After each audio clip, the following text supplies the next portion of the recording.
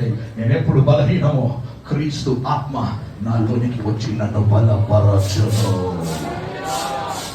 మనిషి ఆలోచన తీసుకొని వెళ్ళేవాడిని కాదు.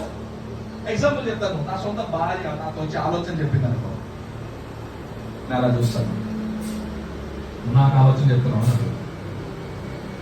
దేవుని విషయం వస్తున్నప్పుడు నీ ఆలోచన కూడా నాకు అవసరం లేదు. నేను దేవుడు చెప్పిందే చేస్తాను.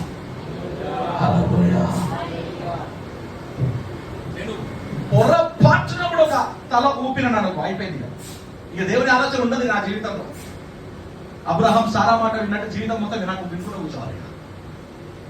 అందుకొరకు తనకి కూడా ఉన్న భయం ఏంటి తెలుసా? దేవుని ఆలోచన అనగానే నోరు మూసుకొని ఉంటుంది. సరే నీకు దేవుడు ఎట్లా అంటే అలా చేయండి అంటే పక్కన వారి వైపు చూసి చెప్పండి, దేవుని ఆలోచన అలాగని నెరవేర్చండి.